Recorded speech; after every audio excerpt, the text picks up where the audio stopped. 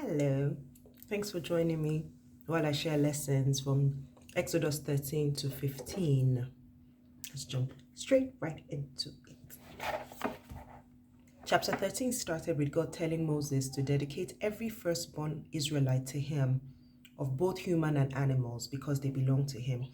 I'm inclined to believe that there's something very significant about the whole firstborn thing, killing of the firstborn Egyptians first, and then dedicating all the firstborn Israelites to the Lord. I'm sure we'll find out more about this as we go ahead. Moses then gave the people instructions on commemorating their freedom from the land of Egypt, which they had been slaves for 430 years, by a festival of remembrance, the Feast of Unleavened Bread. He also told them that when they finally possessed the land of Canaan, they must present their firstborn sons and firstborn animals to the Lord. The Israelites were then led by God on a detour through the wilderness towards the Red Sea. Now, we understand that was because that they were going to pass through the land of the Amorites, I think, and God was certain that if they saw war, they'll be scared and they'll go back. So he took them on this detour. Moses took the bones of Joseph with him, as his ancestors had promised him. Now, when I first read this, I thought I had to remind myself that it wasn't Moses.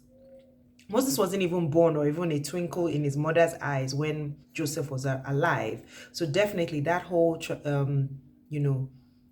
traditional history must have been told to them for him to have remembered to take Joseph's bones.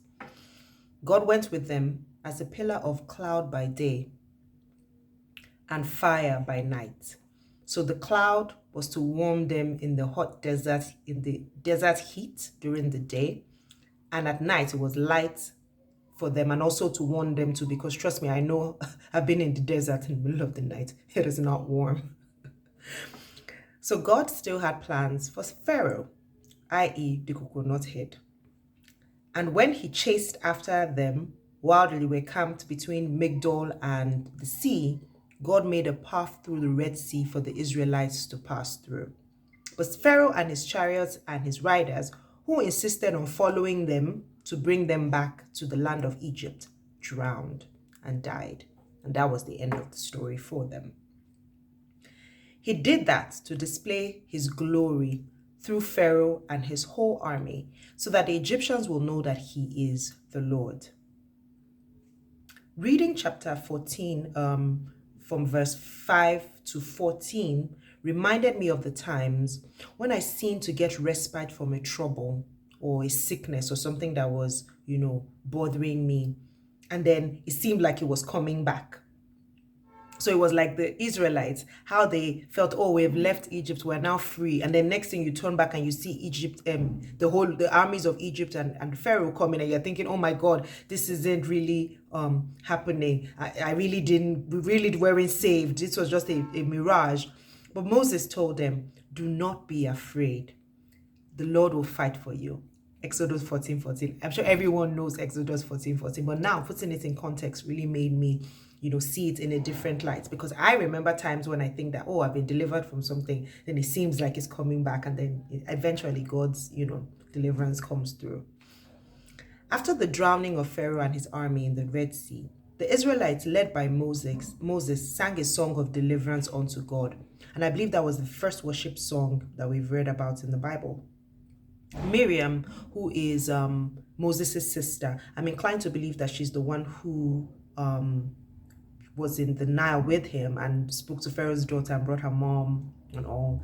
Yeah, so she was a prophetess apparently, and she led the women in the refrain of the song. From the Red Sea, Moses led the Israelites into the desert of Shur, where they found bitter water at Marah. And they started to complain and grumble. God intervened by asking Moses to throw a piece of wood into the water, and then the water became drinkable. God then gave them a decree as a standard to test their faithfulness, asking them to do what is right and obey him to avoid the diseases he had sent on the Egyptians. After Marah, They then found lush oases in the desert and they camped there. Now let's get to my hashtag getting to know God moment.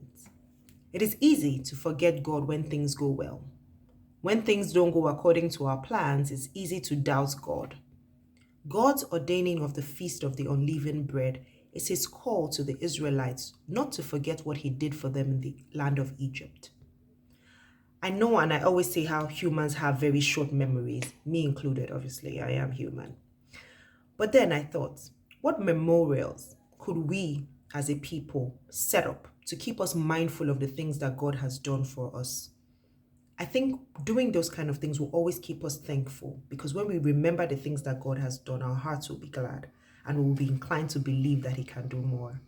I hope this blesses you, and I look forward to seeing you tomorrow, where we will be sharing lessons from Exodus 16 to 18. Have a wonderful evening. Bye.